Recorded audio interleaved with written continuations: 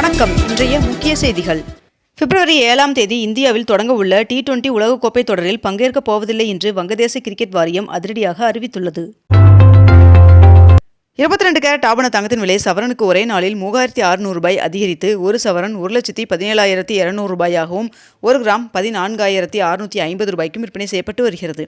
இதனைத் தொடர்ந்து ஒரு கிராம் வெள்ளியின் விலை கிராமிற்கு ரூ. 20 அதிகரித்து ஒரு கிராம் வெள்ளி ரூ. 360 விற்பனை செய்யப்பட்டு வருகிறது. தமிழகத்தில் சென்னை, கோவை, மதுரையில் 200 கோடி ரூபாய் செலவில் குப்பைகளில் இருந்து மின்சாரம் தயாரிக்கும் திட்டம் தொடங்கப்பட உள்ளதாக தகவல் வெளியாகியுள்ளது.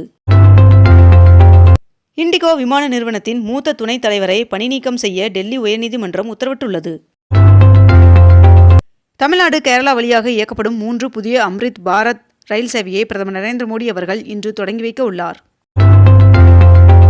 நாடாளுமன்ற பட்ஜெட் கூட்டத்தொடர் நடைபெறுவதற்கு முன்னதாக வருகின்ற 27ஆம் தேதி அனைத்துக் கட்சியின் ஆலோசனைக் கூட்டம் நடைபெற உள்ளதாக தகவல் வெளியாகியுள்ளது. பிரதமர் நரேந்திர மோடி அவர்கள் இன்று சென்னைக்கு வருகை தருவதை ஒட்டி செங்கல்பட்டு GST சாலையில் மேற்கண்ட இந்த இடங்களில் போக்குவரத்து மாற்றம் செய்து அம்மாவட்ட ஆட்சியர் உத்தரவிட்டுள்ளார். 12ஆம் வகுப்பு பொதுத் தேர்வு எழுத உள்ள மாணவர்களின் பதிவெண் உடன் கூடிய பெயர் பட்டியல் ஹால் டிக்கெட் வெளியிடப்பட்டுள்ளது. தூத்துக்குடி மாவட்டம் முள்ளக்காடு கிராமத்தில் கடல் நீரை நன்னீராக்கும் திட்டப்பணிக்கு முதலமைச்சர் மு.க. ஸ்டாலின் அவர்கள் அடிக்கல் நாட்டினார். வாக்காளர் பட்டியலில் பெயர் சேர்க்க இதுவரை 15,36,000 பேர் படிவம் 6ஐ விண்ணப்பித்துள்ளனர் என்று தெரிவிக்கப்பட்டுள்ளது. வெளிநாட்டில் பட்ட மேற்படிப்பு படிப்பதற்கு 10 சிறுபான்மையின மாணவர்களுக்கு 3,60,00,000 ரூபாய் உதவித்தொகை வழங்கப்பட்டது. சென்னையில் உள்ள 19 மண்டலங்களில் நாளை பொது விநியோக திட்ட மக்கள் குறைதீர் முகாம் நடைபெறும் என்று அறிவிக்கப்பட்டுள்ளது. 74 ஆசிரியர்கள் மற்றும் 56 ஆசிரியர் அல்லா பணிகளுக்கான இடமாறுதலுக்கான ஆணைகள் வழங்கப்பட்டது. தமிழக அரசின் தொழில் முனைவோர் மேம்பாடு மற்றும் புத்தாக்க நிறுவனம் சென்னையில் 4 நாட்கள் தொழில் முனைவோர் மேம்பாட்டு திட்டம் திணை வகைகள் கொண்ட பேக்கரி பொருட்கள் தயாரித்தல் பயிற்சி வருகின்ற 27ஆம் தேதி தொடங்கி 30ஆம் தேதி வரை நடைபெற உள்ளதாக தெரிவிக்கப்பட்டுள்ளது. மந்தைவெளி பேருந்து முனையத்தில் அமைய உள்ள ஒருங்கிணைந்த பன்முக போக்குவரத்து வணிக வளாகத்திற்கு முதலமைச்சர் மு.க. ஸ்டாலின் அவர்கள் அடிக்கல் நாட்டினார். அனைத்து EV கார்களிலும் செயற்கை ஒளியை கட்டாயமாக்கியது ARAI அமைப்பு. தமிழகத்தில் திருச்சி, பெரம்பலூர், திருவண்ணாமலை, கள்ளக்குறிச்சி ஆகிய 4 மாவட்டங்களில் வருகின்ற 24ஆம் தேதி கனமழை பெய்ய வாய்ப்புள்ளதாக வானிலை மையம் தகவல் தெரிவித்துள்ளது. முதலமைச்சர் மு.க. ஸ்டாலின் அவர்கள் சென்னை தலைமை செயலகத்திலிருந்து பல்வேறு துறை சார்ந்த திட்டங்களை தொடங்கி வைத்தார். குடியரசுத் தலைவர் மாளிகையில் உள்ள அமிர்த தோட்டத்தை பொதுமக்கள் பார்வையிட பிப்ரவரி 3ஆம் தேதி முதல் மார்ச் 31ஆம் தேதி வரை அனுமதிக்கப்பட உள்ளதாக தகவல் வெளியாகியுள்ளது. தூத்துக்குடி மாவட்டம் முள்ளக்காடு கிராமத்தில் கடல் நீரை நன்னீராக்கும் திட்ட பணிகளுக்கு முதலமைச்சர் மு.க. ஸ்டாலின் அவர்கள் அடிக்கல் நாட்டினார். பழனி முருகன் சுவாமி கோவிலில் ஜனவரி 31ஆம் தேதி முதல் 3 நாட்கள் தரிசன கட்டணம் ரத்து செய்யப்படுவதாக தெரிவிக்கப்பட்டுள்ளது. சென்னை புத்தக காட்சியில் சுமார் 9 கோடி ரூபாய் வரை புத்தகங்கள் விற்பனையாகி உள்ளதாக தகவல் வெளியாகியுள்ளது. ஆசிரியர்கள் போராட்டம் விரைவில் முடிவுக்கு வரும் என்று பள்ளிக்கல்வித்துறை அமைச்சர் அன்பில் மகேஷ் அவர்கள் தெரிவித்துள்ளார்.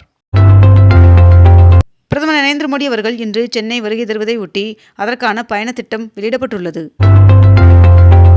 சென்னை பசுமை வழி சாலை இல்லத்தில் உள்ள அதிமுக பொதுச் செயலாளர் எடப்பாடி பழனிசாமி அவர்களை ஒன்றிய அமைச்சர் பியூஷ் கோயல் மற்றும் பாஜகவினர் சந்தித்தனர். திருப்பதியில் வருகின்ற 25ஆம் தேதி ரத சப்தமியை ஒட்டி VIP சிறப்பு தரிசனங்கள் ரத்து செய்யப்படுவதாக தேவஸ்தானம் அறிவித்துள்ளது. கிரீன்லாந்தை கைப்பற்ற அந்நாட்டின் மீது படையெடுக்க மாட்டோம் என்று அமெரிக்க அதிபர் டொனால்ட் ட்ரம்ப் அவர்கள் அறிவித்துள்ளார். சென்னை மாநகரில் 20 AC மின்சார இரட்டை அடுக்கு பேருந்துகளை இயக்க மாநகர போக்குவரத்து கழகம் திட்டமிட்டுள்ளதாக தகவல் வெளியாகியுள்ளது. அதிமுகவின் முன்னாள் அமைச்சரும் O. பன்னீர்செல்வம் அவர்களின் ஆதரவாளருமான வைத்திலிங்கம் அவர்கள் முதலமைச்சர் மு.க. ஸ்டாலின் அவர்கள் முன்னிலையில் திமுகவில் இணைந்து கொண்டார். பூந்தமல்லி வடபழனி இடையே மெட்ரோ ரயில் சேவைக்கு ரயில்வே வாரியம் இறுதிக்கட்ட ஒப்புதல் வழங்கியுள்ளது. திண்டிவனம் ரயில் நிலையத்தில் உரிய ஆவணங்களின்றி எடுத்து சென்ற 45 லட்சம் மதிப்பிலான வெள்ளி பறிமுதல் செய்யப்பட்டது. திருச்சி மாவட்டம் துவாக்குடி அருகே காரில் கொண்டு செல்லப்பட்ட 8 லட்சம் ரூபாய் மதிப்புடைய 200 ரூபாய் கள்ள நோட்டுகளை போலீசார் பறிமுதல் செய்தனர். நெல்லை மானூர் அருகே 453 ஆண்டுகள் பழமையான கல்வெட்டும் ஆங்கிலேயர் காலத்தை சேர்ந்த பீரங்கி குண்டுகளும் கண்டெடுக்கப்பட்டுள்ளன. பிரதமர் நரேந்திர மோடி அவர்கள் இன்று செங்கல்பட்டிற்கு வருகை தருவதை ஒட்டி செங்கல்பட்டில் ட்ரோன்கள் பறக்க தடை விதிக்கப்பட்டுள்ளது. இந்தியா வங்கதேசம் இடையேயான கங்கை நதிநீர் பகிர்வு ஒப்பந்தத்தை புதுப்பிக்க ஆரம்பகட்ட பணிகள் தொடங்கப்பட்டுள்ளதாக தகவல் வெளியாகியுள்ளது.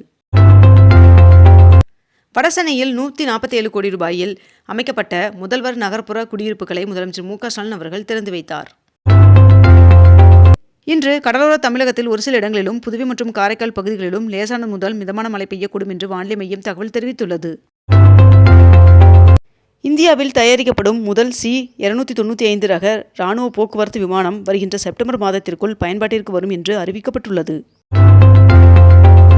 வேளாங்கண்ணியை சுற்றி பார்க்க ஹெலிகாப்டர் சேவை இம்மாத இறுதியில் தொடங்கப்பட உள்ளதாக தெரிவிக்கப்பட்டுள்ளது. இதில் ஒருவருக்கு 6000 ரூபாய் கட்டணமாக வசூலிக்கப்படும் என்றும் தெரிவிக்கப்பட்டுள்ளது. பாஜக தேசிய தலைவராக தேர்ந்தெடுக்கப்பட்ட நிதின் நபீன் அவர்களுக்கு பிரதமர் நரேந்திர மோடி அவர்கள் வாழ்த்து தெரிவித்துள்ளார். JEE முதல் கட்ட முதன்மை தேர்வு இன்று தொடங்கி வருகின்ற 24ஆம் தேதி வரை நடைபெற உள்ளது. உலகம் உங்கள் கையில் எனும் மாபெரும் திட்டத்தின் கீழ் சென்னையில் உள்ள மருத்துவக் கல்லூரி மாணவர்கள் 1520 பேருக்கு அமைச்சர் மடிக்கணினியை வழங்கினார். ஏசி பெட்டிகள் இல்லாத அம்ரித் பாரத் ரயில் சேவையானது கன்னியாகுமரி மாவட்டத்திலிருந்து இயக்கப்பட உள்ளதாக தகவல் வெளியாகியுள்ளது.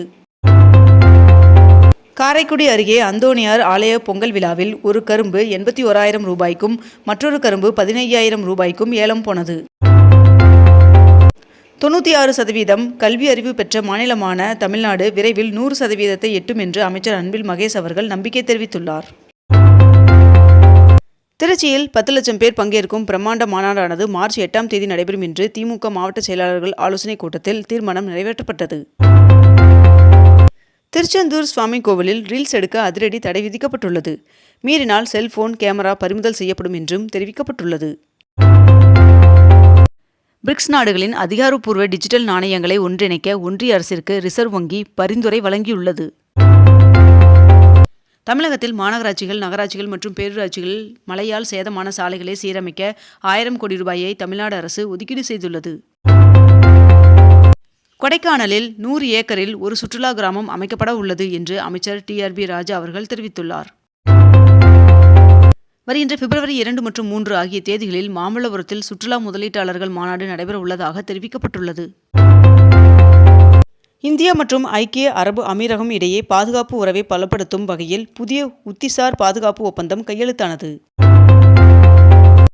தமிழ்நாடு சட்டப்பேரவை கூட்டத்தொடர் வருகின்ற 24ஆம் தேதி வரை நடைபெற உள்ளதாக அலுவல் ஆய்வுக்குழு கூட்டத்தில் முடிவு செய்துள்ளனர். இத்துடன் இன்றைய தலைப்புச் செய்திகள் நிறைவடைகின்றன. மேலும் இதுபோன்ற அண்மை தகவல்களை உடனுக்குடன் தெரிந்து கொள்ள அக்னிபூ சேனலை சப்ஸ்கிரைப் செய்து கொண்டு தொடர்ந்து இணைந்திருங்கள். நன்றி, வணக்கம்.